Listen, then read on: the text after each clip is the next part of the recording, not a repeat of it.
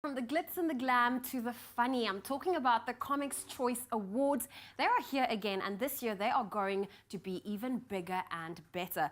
Tsholo was at the nominations lunch to find out who got the nod.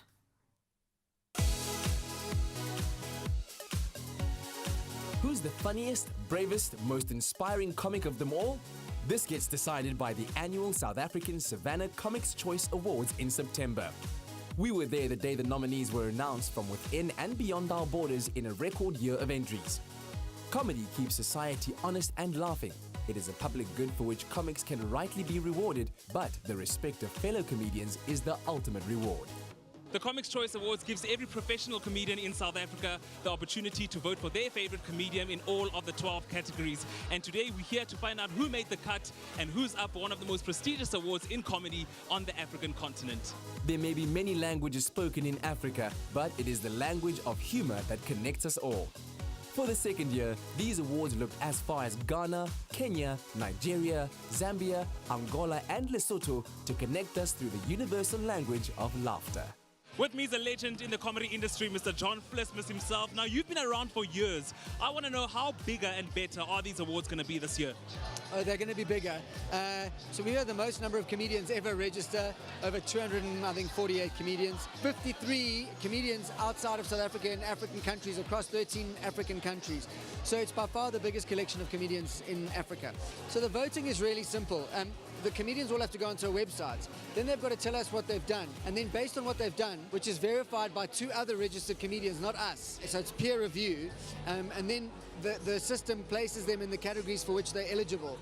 They fill out the paperwork, and then the system goes into like a lock mode, and all the comedians go and vote in private, in secrecy, and then they lodge their votes, and then we just count the votes, and we just give out the awards. We've seen newcomers who've gone on to do careers fairly quickly, so it helps to get them noticed.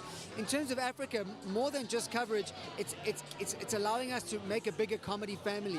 So in other words, people in Nigeria, Basket Mouth now, we talk all the time, Uganda, Kenya, we're starting conversations, and it's our hope that we're going to work in Uganda, they'll come here, we'll just start breaking down borders, and that's working. Oh, a lot of Durban representation this year. We're really proud. There's been other nominees, Nonto R, who's sort of hardworking young comic, Kwanda Radebe, Carvin Goldstone. So it's really good to see more of Durban attending the awards this year. So very proud. Alfred, you're a nominee. Congratulations. How does it feel like knowing that you're up for a Comedy Choice Award? Man, it's always such a humbling experience because I don't expect to get nominated. These are the best comics in the world. I say in the world because people don't know how good South African comedy is. I've traveled, I promise you. So it's always such a humbling experience. And to make two categories, it made me want to cry. What words of congratulations do you have for Peter Dirk Ace on his big award? I grew up on Peter Dirk Ace, so I am very excited about him being nominated. I voted for him, or him winning, because I think he's done so much, not only for comedy, but also for, just the struggle in South Africa.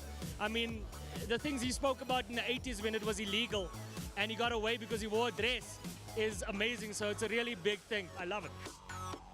One thing we're definitely not lacking on the African continent is comedic talent. Congratulations to all the nominees. We can't wait for the big night. And a special congratulations to Peter Dirk Ace, who wins the Lifetime Achiever Award for 2018.